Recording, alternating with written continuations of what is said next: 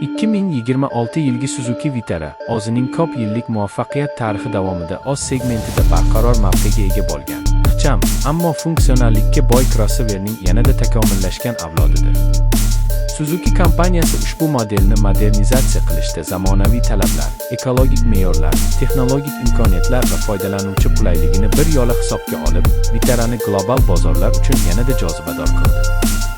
2026 yilgi versiya tashqi dizayndan tortib ichki imkoniyatlargacha tubdan yangilangan bo'lib, shu bilan birga Suzuki markasiga xos bo'lgan ishonchlilik, tejamkorlik va narx, sifat balansi saqlab qolingan.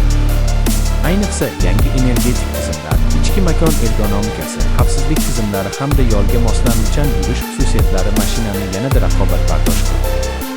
2026 Suzuki Vitara tashqi ko'rinishda avvalgi modellar bilan taqqoslaganda ko'zga yaqqol tashlanadigan o'zgarishlarga ega.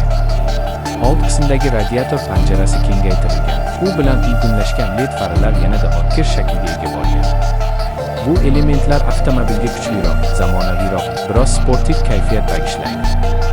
Bamper qismining qayta ishlangani tufayli aerodinamika ko'rsatkichlari yaxshilangan va yo'lda shamolga qarshilik ancha kamaytirilgan. Yon tomondan qaralganda, Vitara o'z sinfiga xos ixcham, ammo mustahkam qiyofaga ega. 17 va 18 dyuymli disklar, yuqori gardishli kamarlar, o'zgaruvchan rang kombinatsiyasi modellarga o'zgacha dinamik ko'rinish beradi. Orqa tomon esa kengaytirilgan chiroqlar, elitli bagaj qopqogi va mustahkam bamper bilan zamonaviylashtirilgan. Raqobatchilar orasida Vitara o'zining ixcham, lekin agressiv dizayni bilan ajralib turadi. Ichki makon bo'yicha Suzuki muhandislari ergonomikani takomillashtirishga alohida e'tibor qaratgan. 2026 Vitara salonidagi asosiy o'zgarishlar haydovchi uchun maksimal qulaylik yaratishga yo'naltirilgan. Markaziy konsolning yangi tuzilishi, 10 dyuymli sensorli multimedia displey, raqamli haydovchi paneli, yangi Vitaraning eng katta o'zgarishlaridan biri, uning gibrid va ming-hibrid tizimlar bilan jihozlangan bo'lishi.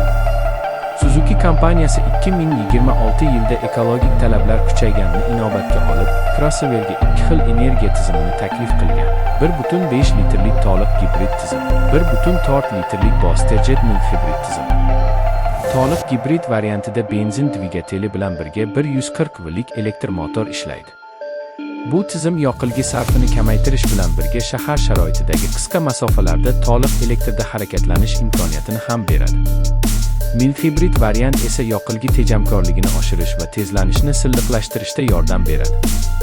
Avtomobilning o'rtacha sarfi 4.6–5.5 litr atrofida bo'lib, bu uning sinfida juda yaxshi natija hisoblanadi.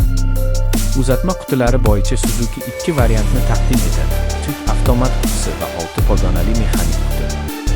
Ko'pchilik bozorlar uchun avtomat variant ustuvor bo'lsa, ba'zi hududlarda klassik mexanik qutiga ham talab mavjud.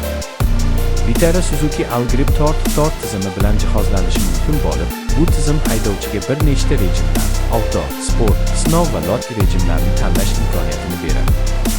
Ushbu rejimlarning har biri sharoitga mos tarzda gildiraklarga quvvat taqsimoti, dvigatel reaksiyasi va tormoz tizimini boshqaradi. Ayniqsa, qiyin yo'llarda harakatlanishni xush ko'radiganlar uchun Algrip tizimi katta afzallikdir. Yurish sifati bo'yicha 2026 Vitara avvalgidan ham yumshoq, qulay va shovqinsiz. Salonga kiruvchi tashqi shovqinlar sezilarli darajada kamaytirilgan. Suspenziya esa notekis yo'llarda ham silliq harakatni ta'minlaydi. Suzuki muhandislari shassi konstruksiyasini mustahkamlab, rul boshqaruvining aniqligini oshirishga erishgan. Rul o'tkir, dinamik o'zgarishlarga tez javob beradi. Ayniqsa 60–100 km/soat oralig'ida mashinaning yo'l tutishi mukammal.